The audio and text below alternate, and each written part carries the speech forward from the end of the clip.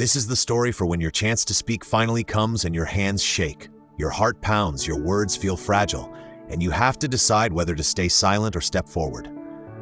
That moment is where this passage lives.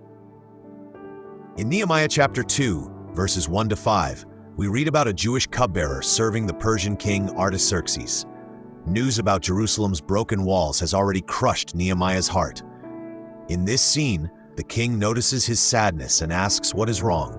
Nehemiah pauses to pray in that instant, then boldly asks for permission to go back to Jerusalem and rebuild the city.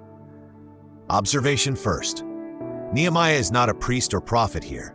He is a government employee in exile.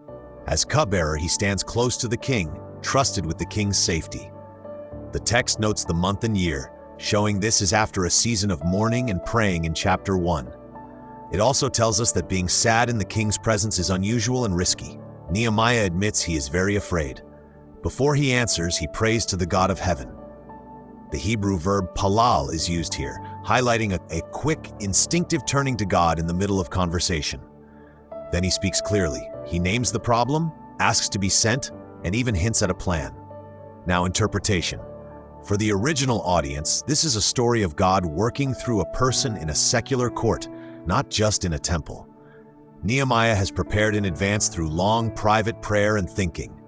When the moment comes, he does not deliver a sermon. He offers a respectful, specific request. His short, in-the-moment prayer shows dependence, not magic.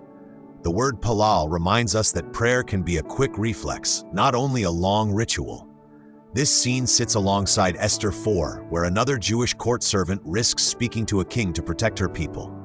In the New Testament, Philippians 4 connects bringing anxious requests to God with the promise of peace that guards hearts and minds. The principle that emerges is simple and deep. God often works through prepared courage, people who pray, reflect, and then step into risky conversations, trusting His hand. Application brings this home.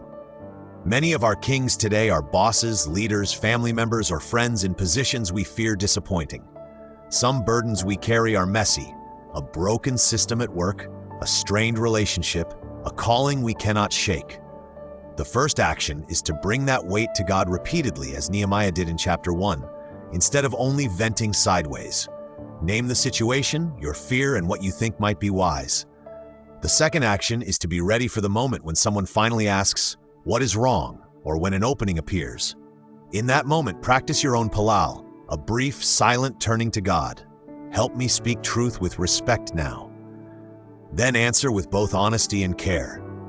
That may look like asking for a meeting to address a problem, owning your part while clearly naming what needs to change, or proposing one concrete step toward repair.